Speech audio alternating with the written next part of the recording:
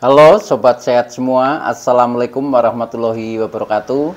Salam jumpa kembali dengan saya Sugito di channel Berbagi Sehat, channel edukasi dan motivasi seputar asam lambung, GERD, anxiety, psikosomatis.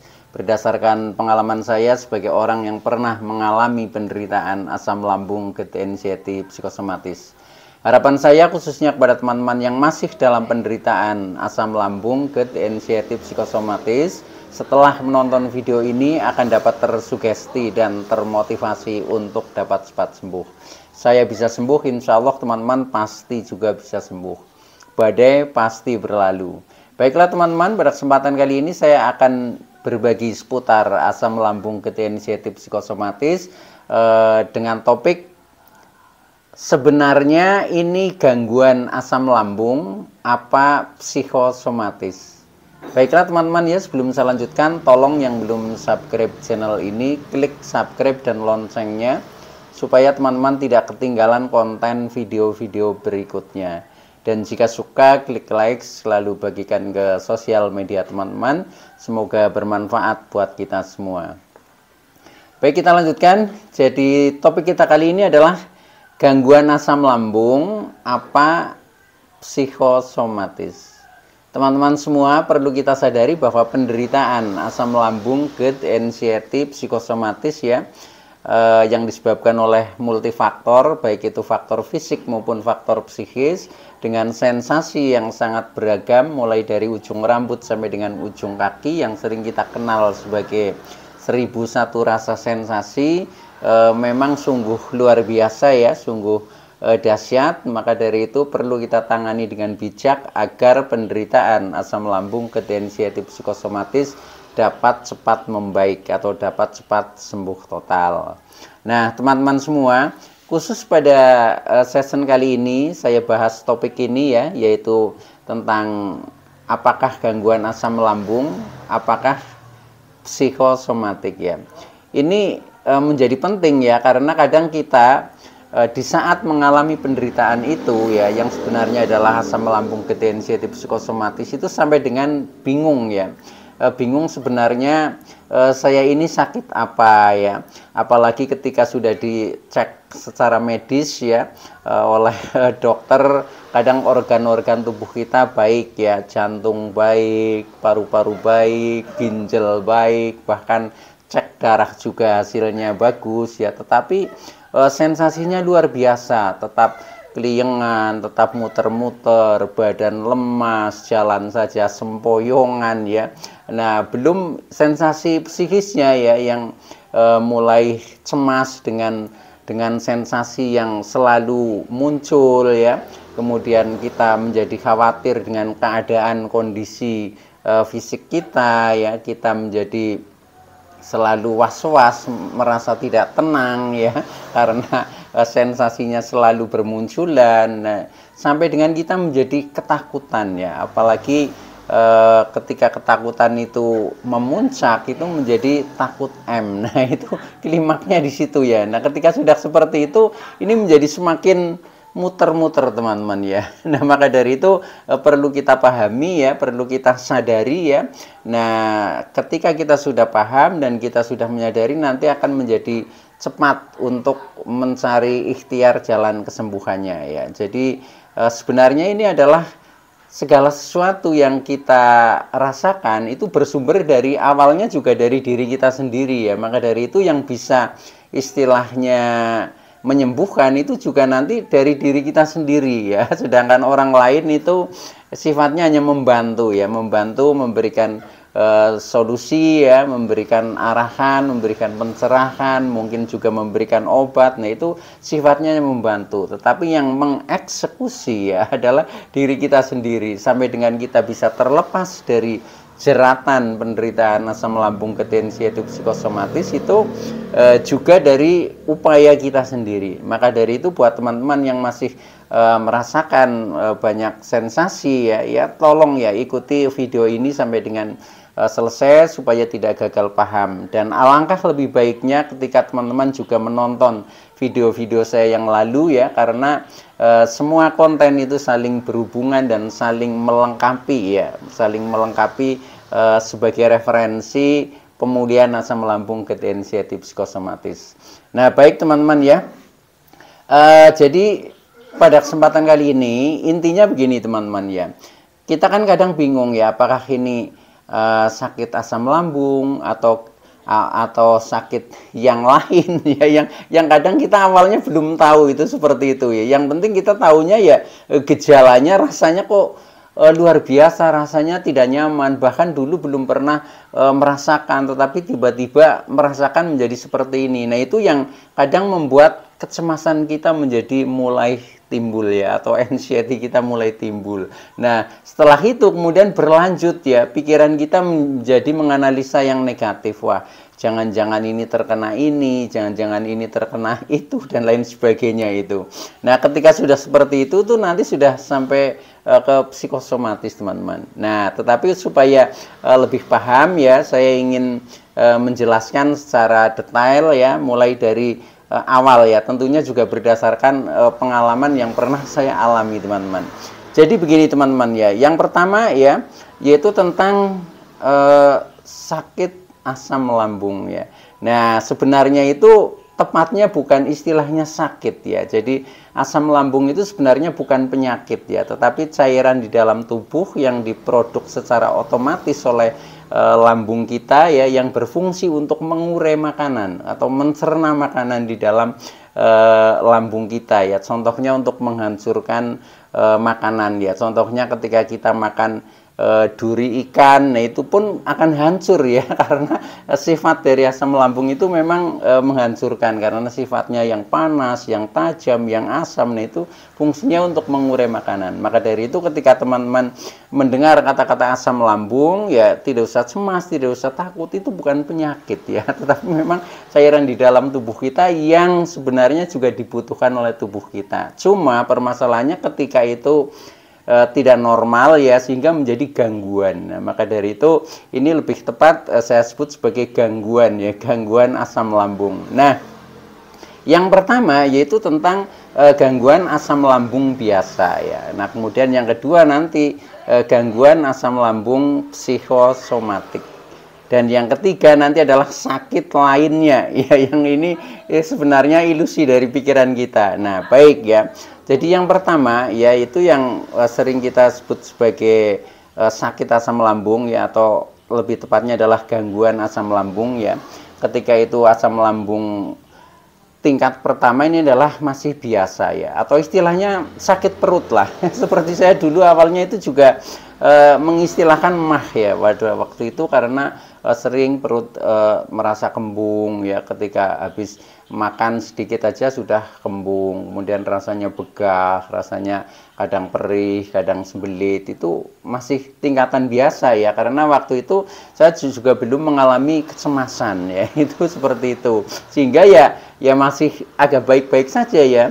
Cuma setelah itu berlangsung lama, nah itu kemudian meningkat seperti itu ya. Nah, begini teman-teman ya, jadi kalau kategorinya masih asam lambung biasa, yaitu ini juga dibagi dua ya. Jadi yang disebut dengan dispepsia organik ya, atau MAH lah katakanlah, itu karena memang lambung ini ada kelainan itu contohnya ada iritasi ya, atau mungkin ada radang, atau mungkin ada luka ya, sehingga ketika kita makan, contohnya makan agak pedas, nah pasti akan terasa perih ya, atau mungkin kita minum yang asam, nah itu pasti juga akan perih. Nah itu yang karena memang organ kita yang ada kelainan, sehingga disebut dispepsia organik gitu. Tetapi ada juga yang organ itu baik-baik saja ya, baik-baik saja, tetapi rasanya sama seperti itu ya. Kadang kita merasa perih, kadang merasa kembung, kadang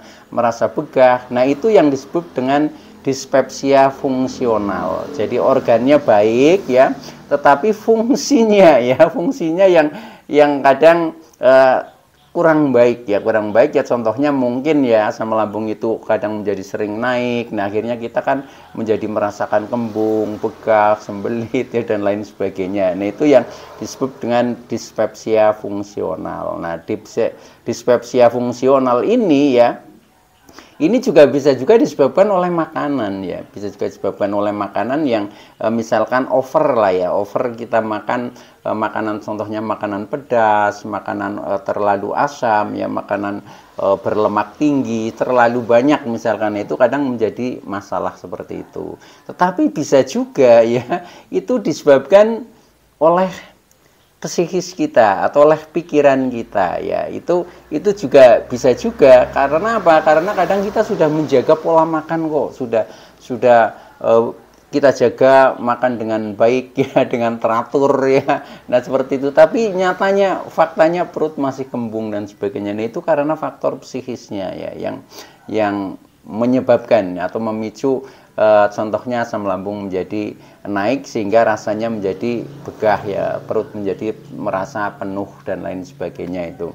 Nah, itu yang kegolong dispepsia fungsional teman-teman ya.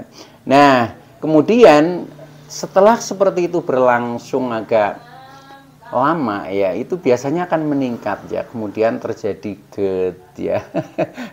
Apa itu GERD ya? Gastroesophageal reflux disease, yaitu jadi terjadi reflux atau kenaikan asam lambung ya dari lambung ke kerongkongan ya. Itu karena ya wajar, karena sering naik sehingga sini apa, katup pembatas ya atau katup esofagus itu menjadi lemah ya, sehingga terjadi semacam kayak kebocoran, akhirnya bisa naik ke atas. Nah dengan naik ke atas karena asam lambung itu mestinya tempatnya di lambung kok keluar dari tempatnya ya, nah itu ya menjadi tidak harmonis ya, menjadi merasa tidak nyaman karena asam lambung yang bersifat panas, tajam, asam itu, sehingga menyebabkan contohnya dada menjadi terasa panas, menjadi berdebar-debar, menjadi nyeri ya, menjadi nafas menjadi pendek, itu karena pengaruh itu ya. Maka dari itu jaga sebenarnya jangan sampai terjadi GERD ya. Bahkan saya merasakan 1001 rasa sensasi itu setelah terkena GERD teman-teman ya. Jadi awalnya itu asam lambung biasa, cuma dalam waktu lama itu tidak begitu prioritas ya untuk istilahnya memperhatikan ya, untuk istilahnya mencari penyembuhan. Nah, akhirnya menjadi bertambah itu seperti itu. Nah setelah kita terkena itu ya, terkena GERD, ini meningkat lagi karena sensasinya makin komplit ya, rasa-rasanya ini istilahnya mulai dari ujung rambut sampai dengan ujung kaki ya, yang mulai rambutnya mudah rontok, kepala selalu berat, selalu pusing-pusing, selalu keliengan, mulai mata buram, telinga berdenging ya, hidung kadang sering mampet, kemudian mulut terasa asam, bahkan untuk makan kadang mual ya, yang lehernya kadang kaku ya, tensi juga naik, badan pegel-pegel ya, kemudian sampai dengan jalan sempoyongan. Akhirnya timbul kecemasan teman-teman ya, ketakutan ya. Jadi timbul ketakutan, jangan-jangan terkena penyakit berat, jangan-jangan terkena ini itu dan lain sebagainya, sampai dengan takut M ya. Nah itu tingkatannya seperti itu. Nah ketika sudah merasa seperti itu ya, secara psikis kita sudah cemas, sudah khawatir, sudah was-was, sudah berpikirnya itu negatif. Nah ini sudah mulai terkena anxiety disorder atau kecemasan yang berlebih itu. Nah setelah itu nanti meningkat lagi ya, meningkat lagi dengan apa yang dipikirkan oleh kita, yaitu akan direspon oleh tubuh. Contohnya ketika kita berpikir ya, sebenarnya sedang dalam kondisi agak normal, tetapi kita kadang pikirannya itu ditakut-takuti sendiri. Wah jangan-jangan nanti kambuh. Nah nanti jadi kambuh beneran ya. Nah ketika sudah seperti itu namanya sudah terkena psikosomatik. Jadi apa yang dipikirkan itu direspon oleh tubuh ya. Nah itu juga pernah saya alami ya. Waktu itu ketika saya belum paham ini, saya kan kalau jalan kaki ya, terutama ya nggak jauh lah, paling hanya beberapa meter saja, itu seperti kesemutan ya, agak gemeter gitu. Nah waktu itu sebenarnya sudah kondisi membaik. Tiba-tiba saya sedang berjalan di suatu tempat, kemudian saya ingat itu di pikiran saya kok nggak gemeter ya, saya nggak seperti kesemutan ya. Nah begitu saya ingat seperti itu, kemudian rasa kesemutan, rasa gemeter itu hadir teman-teman. Jadi pikiran ini selalu memicu untuk hadir. Nah, itulah jadi rahasia orang psikosomatik seperti itu. Makanya pikiran itu usahakan itu selalu positif ya, positive thinking. Jangan bilang apa ya, sensasi-sensasi, jangan bilang kita sakit dan lain sebagainya. Tapi sebaliknya kita harus afirmasikan yang positif ya, katakan yang membuat kita menjadi lebih percaya diri, membuat kita menjadi lebih sehat dan lain sebagainya. Nanti faktanya yang muncul kita akan baik-baik saja. Nah, itu rahasia istilahnya mensikapi psikosomatis. Nah, maka yang kedua ya, kalau tadi yang pertama itu tingkatannya asam lambung biasa, walaupun setelah meningkat itu akan menjadi seperti itu, akan menjadi ke GERD, kemudian menjadi ke anxiety, kemudian ke psikosomatis. Nah, ini yang kedua adalah asam lambung psikosomatis. Nah, ini adalah gangguan asam lambung yang disebabkan oleh pikiran kita ya. Oleh psikis kita lah.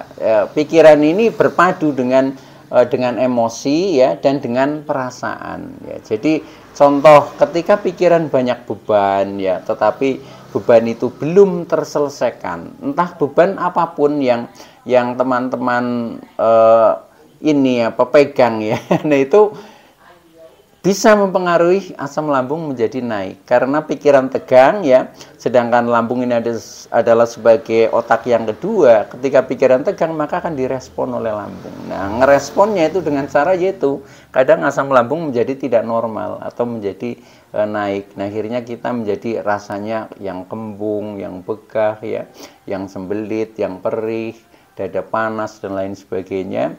Nah, itu karena dipicu dari pikiran. Itu ketika sudah terjadi psikosomatik. Atau mungkin ya, ini kan pikiran juga berhubungan dengan emosi ya, dengan emosi, dengan perasaan. Ketika kita mungkin dipicu dengan marah-marah ya, emosi yang selalu naik lah ya, atau mungkin kita berdialog tetapi agak tegang. Nah, itu biasanya juga memicu juga ya, memicu akhirnya ada respon ya di lambung menjadi tidak nyaman ya, menjadi tidak normal, akhirnya kita menjadi kambuh. Atau mungkin dari perasaan, kita merasa ditekan, kita merasa tidak merdeka, kita merasa sedih berkepanjangan, kita merasa tidak bahagia dan lain sebagainya. Itu pun sama seperti itu, respon tubuh akan meresponnya dengan negatif, sehingga yang muncul adalah sensasi-sensasi yang tidak nyaman di dalam tubuh kita.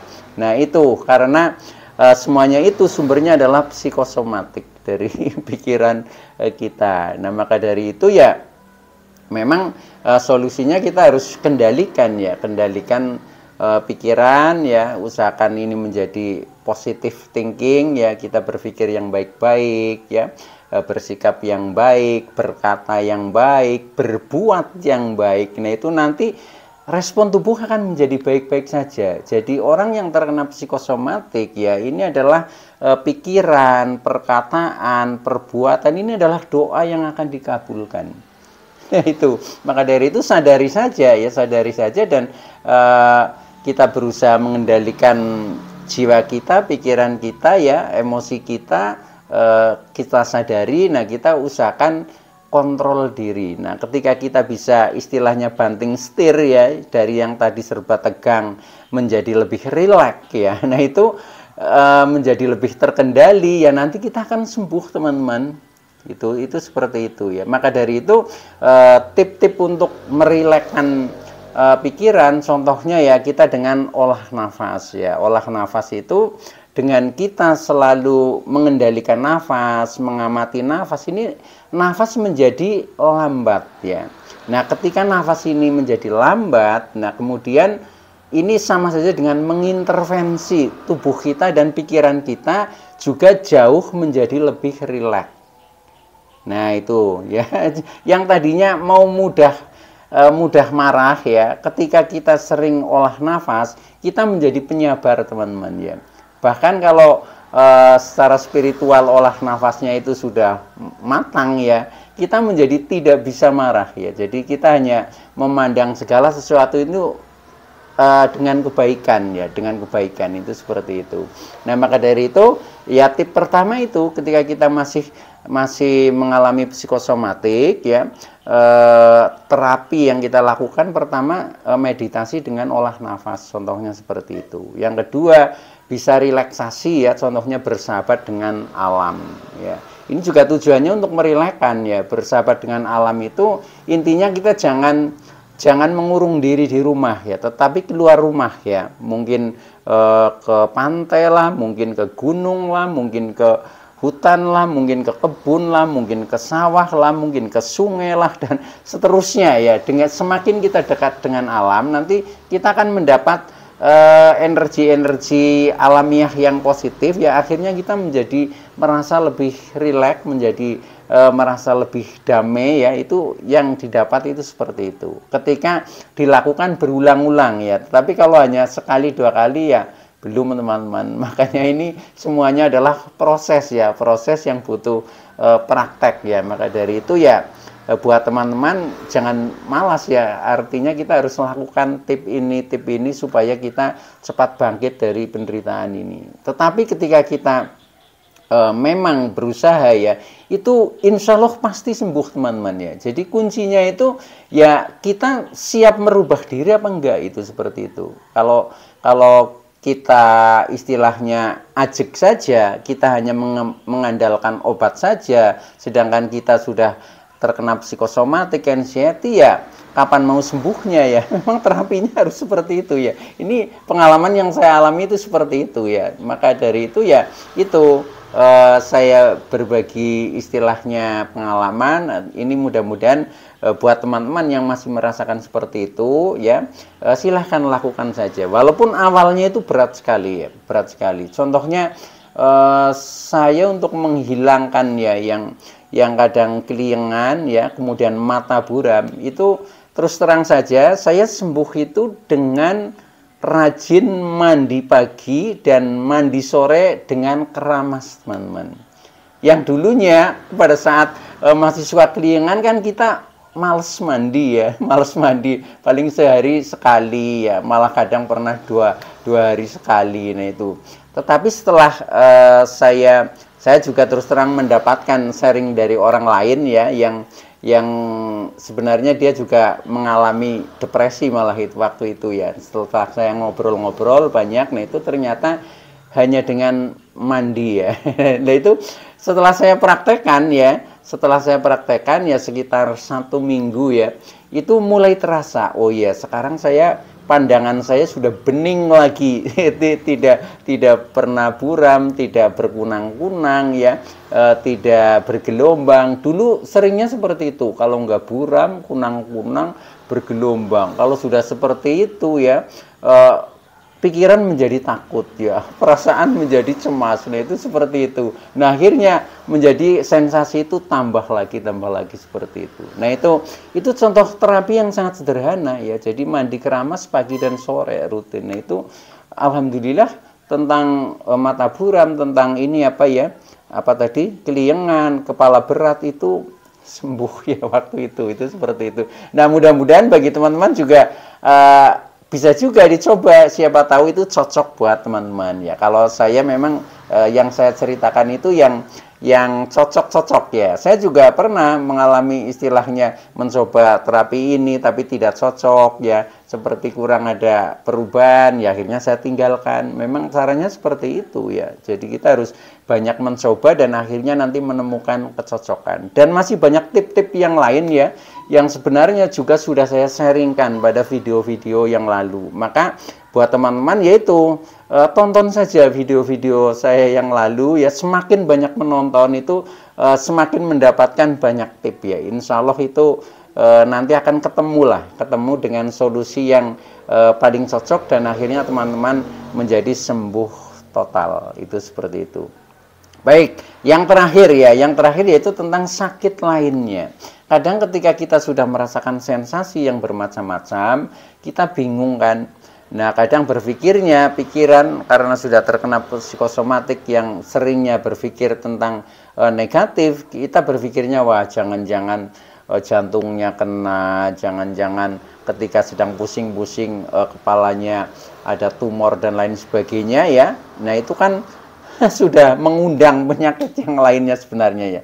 Nah, itu sebenarnya itu jangan seperti itu, teman-teman. Jadi kenapa kita kadang banyak sensasi hingga bayangan kita itu seperti ada sakit yang lainnya ya? Itu karena pengaruh dari sensasi saja ya. Yang sebenarnya itu adalah efek dari asam lambung, efek dari GERD, termasuk efek dari anxiety dan efek dari psikosomatik. Itu merupakan kelengkapan dari 1001 rasa sensasi. Jadi teman-teman nggak usah cemas. Pokoknya ketika teman-teman sudah pernah dicek secara medis kok dinyatakan organ tubuh baik-baik saja, ya sudah, itu yang menjadi pegangan itu. Pokoknya kita itu orang sehat ya. Itu jadi kalau toh mungkin itu ada rasa-rasa, adalah itu hanya efek ya, efek dari asam lambung, GERD, anxiety, psikosomatis ya. Dan ketika kita sudah bisa menyadari, kita sudah bisa istilahnya, oh ternyata hanya ini ya. Nah, itu seperti itu nanti akan mudah untuk kembali lagi normal, teman-teman ya. Jadi intinya di mindset pikiran kita ya. Maka kita harus ini berusaha ya selalu berpikir positif sajalah, selalu berpikir positif, banyak bersyukur ya. Kita jalani dengan tawakal, dengan ikhlas, bahkan pasrah ya. Pasrah dengan ikhlas itu kita tidak punya ego, tidak punya keinginan. Pokoknya kita hanya siap menjalani apa yang diberikan oleh Tuhan Allah Subhanahu wa Ta'ala. Insya Allah dengan seperti itu kita akan dimudahkan dalam segala hal, termasuk kita akan disembuhkan ya oleh Tuhan Allah Subhanahu wa Ta'ala. Baik teman-teman ya, itu dulu yang bisa saya sampaikan, kurang lebihnya mohon maaf ya. Terima kasih atas like, subscribe, serta komennya. Saya Sugito dari channel Berbagi Sehat. Saya bisa sembuh, insya Allah teman-teman pasti juga bisa sembuh. Badai pasti berlalu. Oke, terima kasih. Wassalamualaikum warahmatullahi wabarakatuh.